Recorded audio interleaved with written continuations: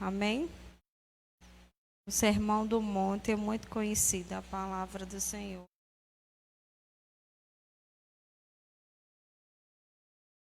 Aleluia. Nossa, nem esperava tanta chuva. Amém? Do 1 ao 10. Aleluia. A palavra do Senhor diz assim: o monte do sermão, as bem-aventuranças. Vendo Jesus as multidões, subiu ao monte e, como se assentasse, aproximou-se os seus discípulos. E ele passou a ensiná-lo, dizendo: bem-aventurados os humildes de espírito, porque dele é o reino dos céus. Bem-aventurados os que choram, porque serão consolados. Bem-aventurados os mansos, porque herdarão a terra. Bem-aventurados que têm fome e sede de justiça, porque serão fartos. Bem-aventurados os misericordiosos, porque alcançarão misericórdia. Bem-aventurados os limpos de coração, porque verão a Deus. Bem-aventurados pacificadores, porque serão chamados filhos de Deus. E bem-aventurados perseguidos por causa da justiça, porque dele é o reino dos céus. Aleluia. Oremos ao Senhor. Pai amado, querido Deus, te rendemos graças, Senhor, por esta oportunidade de estarmos aqui na tua casa, Senhor, de estarmos aqui ofertando o nosso culto a ti, Pai. Te louvamos porque temos a tua palavra que nos fortalece, que nos restaura, que nos muda de rota ou nos traz de rota, Senhor, em direção à tua vontade. Perdoa, Senhor, pelas minhas falhas, pelos meus pecados que são inúmeros, mas o teu amor me alcançou. Aleluia. Ó Deus, fala ao nosso coração, Senhor, nos direciona para aquilo que o Senhor deseja falar. E que teu nome tão somente seja glorificado através dessa ministração. É o que eu te oro, Senhor, crendo que o Senhor tem ouvido e o Senhor tem nos respondido. Em nome de Jesus. Amém. Glória a Deus. Aleluia. O Sermão do Monte é um sermão muito conhecido, né? E assim, praticamente, quando a gente se converte, são versículos que a gente se regozija em ler. A gente fica feliz e, ao mesmo tempo, a gente começa a acreditar que ele só vai acontecer, ser recompensado, quando ele diz aqui: bem-aventurados os humildes. Aleluia, porque dele é o reino dos céus. Então a gente acredita, começa a pensar no automático que as bem-aventuranças é só a gente pratica agora e a gente ganha quando a gente estiver no céu, né? Então, quem praticou as bem-aventuranças e não foi para o céu, não ganhou nenhuma recompensa. Mas nós vamos meditar e ver que, na realidade, isso não só vai acontecer, porque eu creio que o Senhor vai recompensar. Mas ele, de imediato, a gente já tem essa recompensa. Aleluia. E é essa recompensa que ela nos dá força, ela nos direciona para, aleluia, suportar os dias difíceis. Então, nessa noite eu quero te fazer uma pergunta, aleluia, e espero responder, né?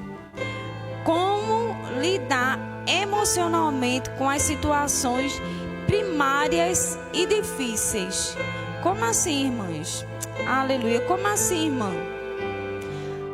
Porque, irmãos, há situações difíceis que a gente passa, que de certa forma a gente já teve experiência. Então a gente já diz assim: ó, Senhor, aqui eu já sei mais ou menos o caminho o qual eu vou seguir. Há situações que a gente vê e diz: não, um amigo passou e eu também vou conseguir passar, porque ele conversou comigo e ele disse que já passou por isso, já sabe como é o caminho disso. Mas quando a situação é primária, quando você se sente abalado, que as suas estruturas são tocadas, tocadas, seu emocional é tocado, é ferido, aleluia, e você para pensar, como eu vou resolver isso? Como eu vou restaurar minhas emoções? Como eu vou conseguir, aleluia, dar base para eu me sustentar e continuar seguindo? Aleluia, glória a Deus. O primeiro exemplo que a gente tem é José, né? José lá no Egito, glória a Deus. Todo mundo conhece a história de José, que José foi vendido, José foi lá, os irmãos mentiram, tinham inveja dele. Então, José passou por uma série de problemas emocionais que toca na sua emoção. Porque imagina você ser abandonado pelos seus parentes, você ser deixado para trás pelos seus irmãos, aleluia, porque na sua família é alguém que você se sente protegido, e ele, por ser filho, um dos, né, quase o mais novo, então assim, eu acredito que ele se sentia protegido junto dos irmãos, e aí os irmãos vendem ele, tem inveja, ou seja, o emocional ali de José é tocado, é ferido, é sentido, aleluia, né? Então, glória a Deus, José passa por todo aquele processo.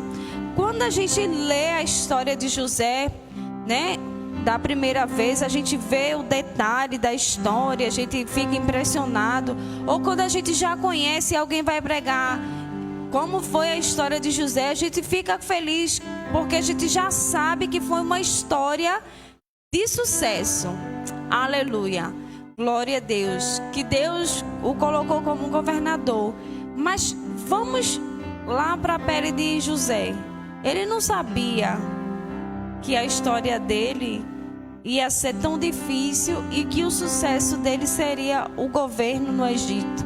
E que ele seria usado para salvar a sua família, né? Então, quando a gente conta a história, não, eu já passei por isso, eu sou mãe, eu já sei isso, é uma situação, mas quando você se depara com aquela situação que você nunca passou, então aqui, né, José, ele teve os problemas, ele deve ter sofrido bastante emocionalmente. Por quê? Porque ele não tinha ideia, ele confiava no Senhor, mas José, ele não sabia como a sua história ia chegar, ele não sabia como Deus ia fazer, ele sabia que tinha um Deus grande, que tinha um Deus poderoso. Ele deve ter crescido ouvindo o pai dele, né, falar da história que Deus prometeu para o seu avô, né? Olha, Deus prometeu para Abraão que vai fazer ele pai de nações, mas ele tinha tantos irmãos que talvez ele não acreditasse que seria ele, que seria através dele uma das pontes de vitória para o povo de Israel. Mas José precisou passar por aquilo sem ter a certeza de como ia terminar a sua história, mas ele passou. O seu emocional aqui, eu creio que foi restaurado quando ele reencontrou a família dele, né? Aquela solidão, aquela tristeza, e o posicionamento dele ao receber a sua família, né? É algo que trouxe algo importante, porque podia ser que até ali ele tivesse mágoa, ódio, rancor, ressentimento, mas quando ele disse não, vá buscar, a partir dali foi liberado o perdão, né? O reconhecimento, a humildade. Então, quando ele disse vá lá, vá buscar o pai de vocês, quando ele reconheceu, então ele liberou o perdão, ou seja, a sua emoção foi restaurada, né? E a sua vitória chegou. Aí quando a palavra do Senhor diz que bem-aventurado os humildes de espírito, porque dele é o reino dos céus. É ali quando você diz venha, eu te perdoo, eu te abraço, mesmo porque muitas vezes a gente perdoa a gente estando certo, né? Ou às vezes a pessoa feriu a gente de uma forma tão profunda, Mas quando a gente libera o perdão, a gente está se reconhecendo como humilde, né? Eu estou me colocando no lugar do menor. Eu estou sendo diminuído ali. E não é humilde fisicamente não, porque ali José não era mais humilde fisicamente. Ali José já era praticamente o governador. Ele já era o governador. Glória a Deus. Lá em Gênesis,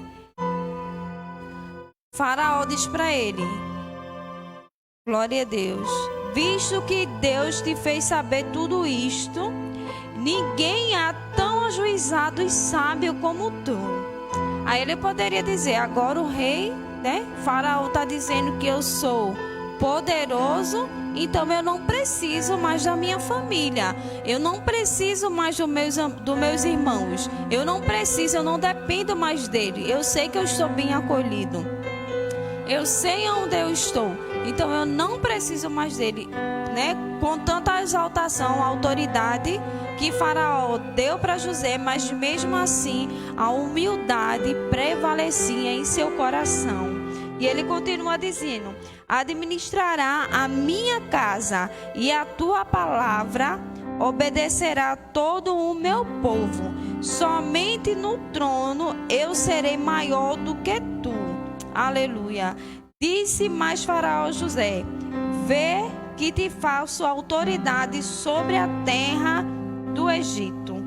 Ou seja, ele tinha ali, irmãos, a oportunidade de crescer o orgulho, né? De dar lugar às feridas, às tristezas, à decepção, à dor, o rancor, né? Mas se ele, por um acaso, nessa caminhada, ele deu, porque ele era ser humano, ele deveria ter ali suas feridas, suas dores internas, emocionais, mas a partir daquele momento, ele preferiu arrancar de si o orgulho, né? Que se porventura tinha, porque a Bíblia não relata, mas ele aí se rendeu à humildade, aleluia, e decidiu perdoar, aleluia. E o povo de Israel ali foi abençoado. Eu creio que se ele não tivesse perdoado, o Senhor iria arrumar outra forma de abençoar o povo, porque quando Deus promete, Deus cumpre. Mas Deus também conhecia o coração de José.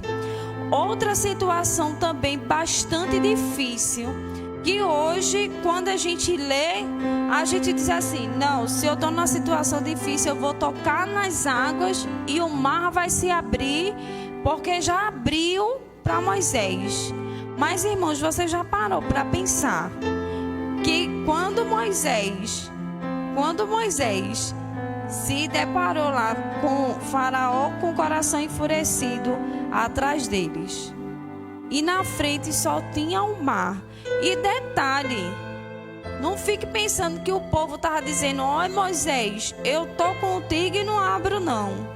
Não, o povo estava murmurando, reclamando com ele, dizendo para que ele tinha tirado o povo dali do Egito para morrer ali na frente do mar, né? Então, quando Moisés se depara com aquela situação, deve ter sido um desespero interno de emoções, que eu acho que ele disse: Deus, acho que até ele, na cabeça dele, no interior dele, Senhor, será que eu não foi de mim?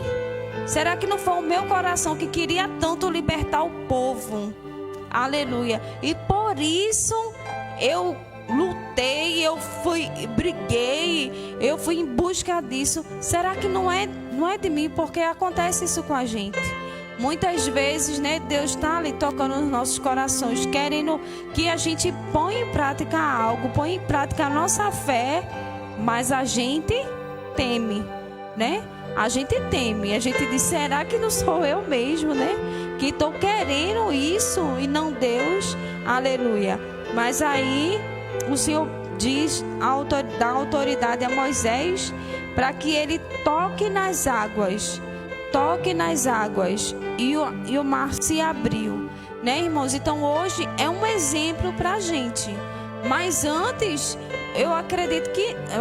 tenho certeza que ninguém nunca abriu o mar. né? Ninguém nunca abriu mão, ou seja, se dissesse assim, olhe, hoje a gente vai ser jogado na cova dos leões, mas você tem um testemunho de Daniel para dizer, não, se Deus livrou Daniel, se Deus quiser, Ele também vai me livrar. Mas antes da história deles, não existia isso. Não existia de Deus livrar alguém na cova dos leões. Não existia o mar que se abriu para alguém passar. Não existia isso. Então era uma experiência primária que mexia com o emocional. Porque eu acredito que quando Moisés estava lá, não tinha ninguém. Só era ele e Deus. Como ele tinha uma afinidade, uma intimidade muito grande com Deus, é que Deus falava com ele. Mas eu acredito que não tinha nenhum disjutor dizendo assim, ó, Moisés, toca. Deus não disse que se tocasse na água, o mar ia se abrir. E é difícil, irmãos. Tem situações que a gente está com o emocional abalado, um turbilhão, um exército de problemas nos seguindo. E quando a gente vê na frente, a gente só vê mar, né? Talvez até aleluia, as águas calmas, mas é o mar, né? Por mais que, e quanto mais a gente entra, mais profundo a gente fica. Então a gente fica realmente sem saída. Para onde é que eu vou, Deus? Mas do jeito que Deus deu esse escape primário para Moisés e marcou, e está marcado a história, né? Uns dias atrás eu estava lendo que os cientistas tentam descobrir que tem alguma coisa como se o mar tivesse realmente se aberto em algum momento da história da humanidade. É como se o mar tivesse mudado de posição ou alguma coisa diferente passou ali, né? Então é algo profundo, foi algo grandioso. Mas a princípio Moisés, ele nunca tinha ouvido falar, aleluia, ele nunca tinha ouvido falar que o mar se abria, né? Suas emoções ali, a flor da pele, inseguro, com medo, né? E ali, será que eu vou sobreviver? Será que eu vou conseguir salvar esse povo? Mas o Senhor deu vitória. Aleluia, glória a Deus. Outro ponto em relação a situações emocionais, eu tenho o exemplo de Salomão. Salomão era um homem, um rei, né? Rico, sábio. Aleluia. Então, quando a gente olha para Salomão, a gente tem logo um impacto. Salomão é uma pessoa que vive feliz, que vive bem, né? Ninguém tem em si para dizer que Salomão era um homem triste, que Salomão tinha algum problema emocional.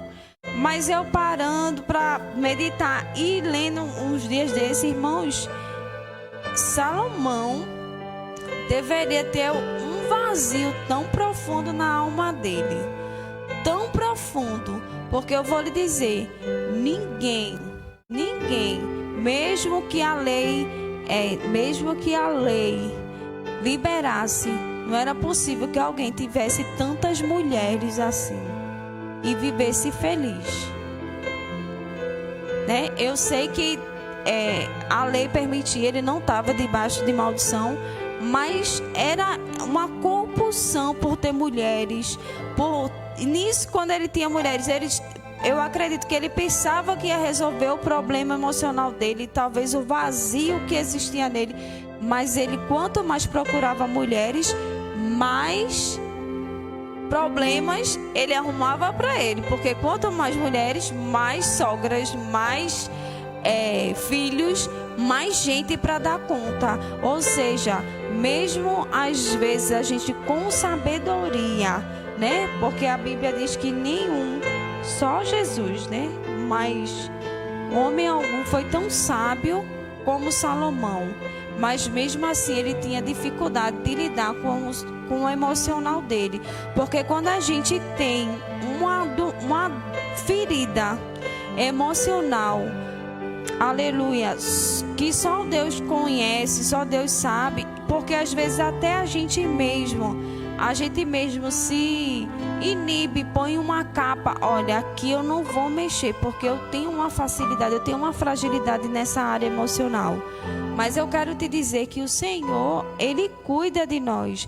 Ou seja, voltando aqui, quando a gente tem uma deficiência, uma falha ali emocional, a gente quer compensar isso com outra coisa. Ou seja, eu tenho um trauma, eu tenho uma dor nesse sentido, então eu vou comprar isso para substituir isso aqui. É como uma mulher que muitas vezes não pode ter filho.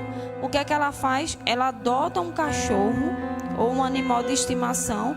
Ela pega aquele cachorro e compra tudo o possível e impossível para dar àquele cachorro aquilo que ela daria ao seu filho. Muitas vezes, aleluia, a mulher está ali sofrendo a rejeição, o desprezo, o maltrato do esposo. O que é que ela faz? Ela se entrega no mundo da beleza, da estética, porque ela quer compensar aquela deficiência ali, aquela dor emocional. Ela quer compensar, aleluia. Por quê? Porque ela acha que o problema está nela. Então ela vai se enfiar ali profundamente, vai se aprofundar atrás de academia, de maquiagem, de cabeleireiro. Então tudo aquilo que vai trazer para ela de uma aparência na mente dela, que ela vai substituir aquele desprezo, ela vai fazer. E isso é muitas áreas são em muitas áreas das nossas vidas, né? Eu digo porque até um tempo atrás eu assisti uma ministração de uma pastora que ela dizia que a vida toda ela passou as pessoas dizendo na família dela: seu pé é grande, seu pé destrói sapatos, seu pé é isso, seu pé é aquilo, seu pé é isso. Ela disse que quando ela começou a trabalhar, ela comprava compulsivamente sapatos, vários sapatos. Ela disse: olha, já teve vez de eu chegar e comprar 2, 3 sapatos da mesma cor, do mesmo tamanho, do mesmo modelo, tudo do mesmo jeito. Por quê? Porque aquele trauma de estar ouvindo o seu pé destrói o sapato, seu pé acaba o sapato. Então muitas vezes é assim, a gente tá lá e eu tomei aquilo para mim, porque eu também acabo o sapato rápido e eu sempre tenho que comprar sapato. Eu preciso sempre de sapato porque eu acabo o sapato rápido. Ou seja, um trauma, uma dor emocional que dá uma outra reação. E era assim que acontecia com Salomão. O vazio que ele tinha em alguma área da vida dele, talvez ele se sentia desprezado, talvez ele se sentia só, talvez ele se sentia carente de um abraço, de um amigo. Então, meus irmãos, ele ficava ali buscando nas mulheres, né, preencher aquele vazio. Ou talvez ele não entregava ao Senhor, não chegava ao Senhor: estou aqui te entregando, porque muitas vezes as dores emocionais, irmãos, ela maltrata a gente por dentro e a gente não percebe. É igual o sono, o ronco. É igual o ronco. Só quem percebe são as pessoas que estão acordadas ao nosso lado. A gente está ali dormindo e a gente não percebe o quanto a gente ronca, o quanto aquilo incomoda a outra pessoa, né? Então, às vezes é assim, as dores emocionais que Salomão, aqui eu meditando, eu acredito que ele tinha, né? Ele não percebia, mas as outras mulheres, eu creio que elas sofriam com isso, sofriam com desprezo, sofriam com... Porque não tem como um homem só dar uma atenção necessária para tantas mulheres, né? Ele podia ter naquele tempo tantas outras coisas que hoje não tem lá naquele tempo, tantas outras coisas que tem hoje que roubam o nosso tempo, mas mesmo assim não era possível ele dar uma assistência a todas as esposas. Podia dar financeiramente, mas emocionalmente ele não podia. E para encerrar, aleluia, como a gente enfrentar, né, as dores emocionais primárias, as tristezas, aquela situação difícil que chega na nossa vida e a gente diz, e agora? Aí a gente vai lá para Jesus, né?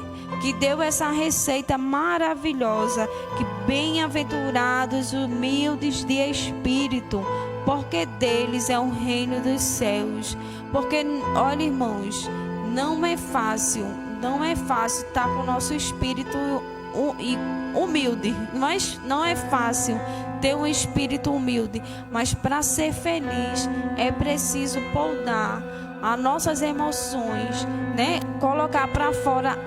Primeiro você tem que ter humildade para reconhecer para si mesmo onde você tem dores, onde você falha, onde seu espírito está abatido, onde seu espírito está entristecido, e dar lugar para o Senhor trabalhar, né? Porque quando você faz isso, aí você vive, aleluia, você contempla o reino dos céus. Porque quando você é tratado, quando você é trabalhado espiritualmente, seu espírito está humilde, ele reconhece Deus nas simples coisas. Ao acordar, você, aleluia, Senhor, obrigado que o Senhor me deu mais uma oportunidade de um dia.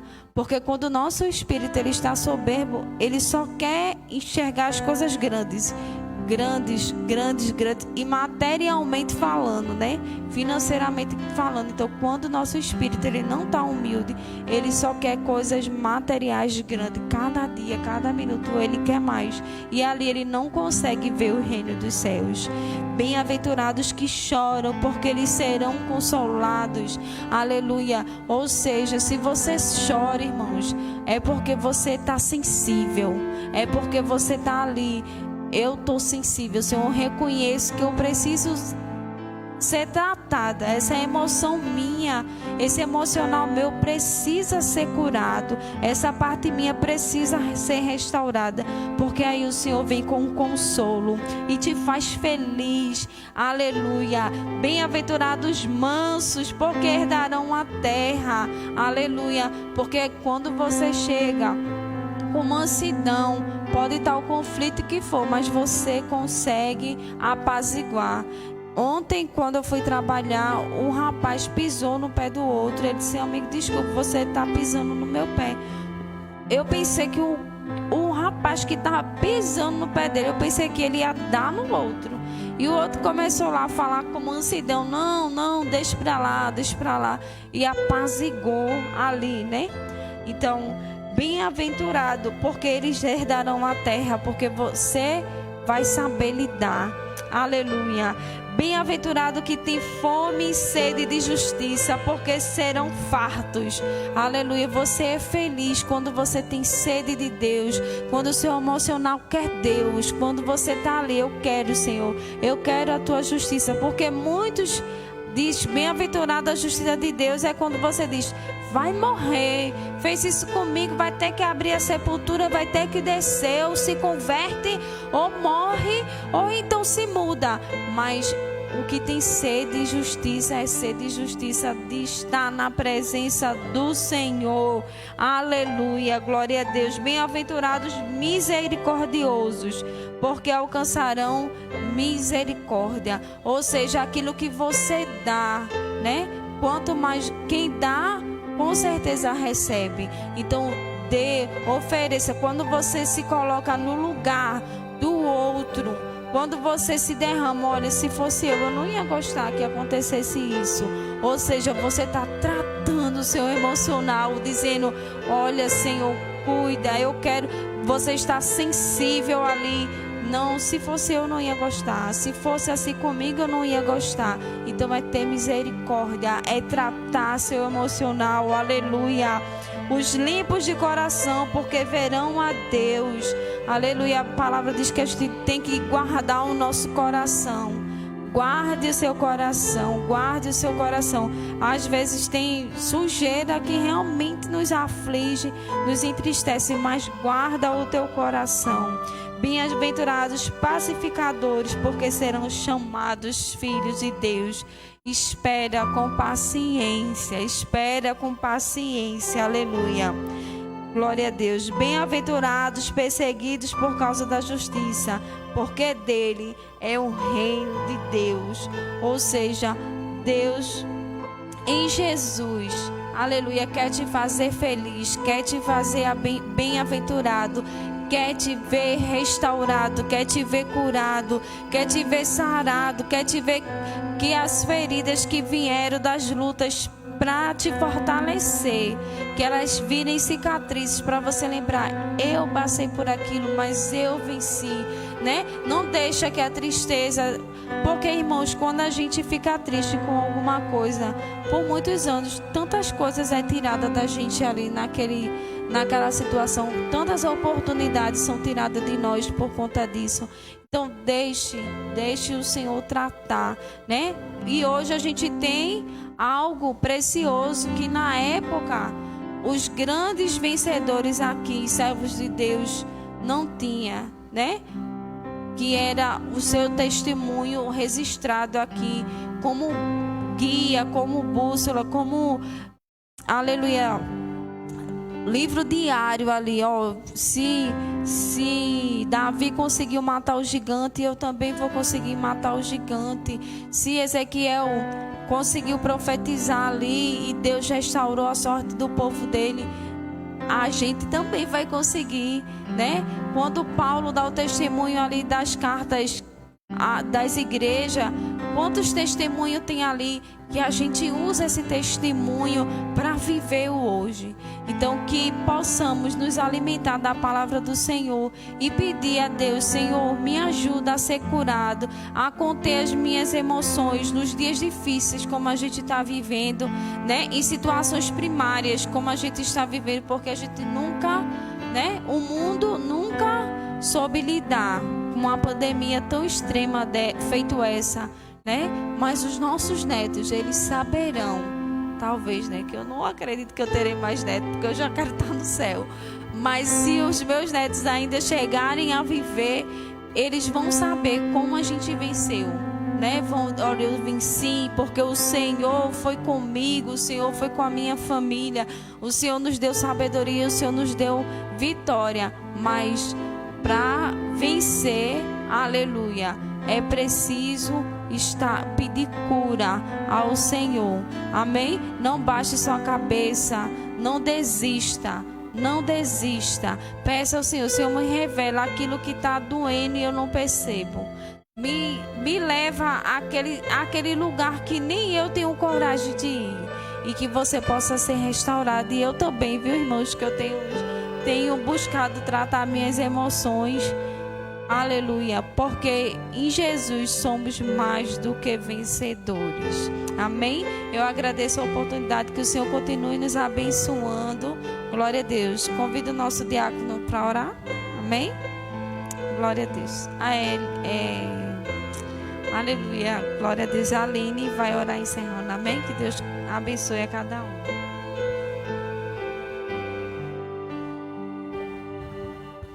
Assim oremos. Justo e eterno Deus, Pai que estás no céu, Senhor, obrigado por esta rica oportunidade, Senhor, de a gente até aqui ter chegado. Abençoa, Deus, a cada um que chegou até aqui, Senhor. Abençoa os que não poderão chegar. Visita aqueles que estão enfermos, sem força. Vai dando força, Jesus. Nos dá cada dia mais sabedoria, Pai. Estratégia, Pai. Vai cicatrizando, Senhor, as feridas, Senhor. Vai curando onde dói, Senhor. Segura nas nossas mãos, Senhor. Aleluia, Senhor. Abençoa as crianças. Abençoa, Pai, a cada um desse ministério. Continua conosco, nos livrando de todo o mal, Senhor. Deus vai lhe fazer nas ciladas os laços de inimigo, Senhor. Vai dando um livramento aos teus filhos no trânsito, livrando dos assaltos, Jesus. Vai fechando, meu Pai, a boca do leão. Deus, segura cada dia mais em nossas mãos. Coloca cada dia mais amor no nosso coração. Perseverança, humildade, Senhor. Glória a Deus. Transforma nossas vidas, Senhor. Entra com salvação na nossa parentela. libertação, Pai. Nos ensina, Pai, porque o Senhor é o nosso professor.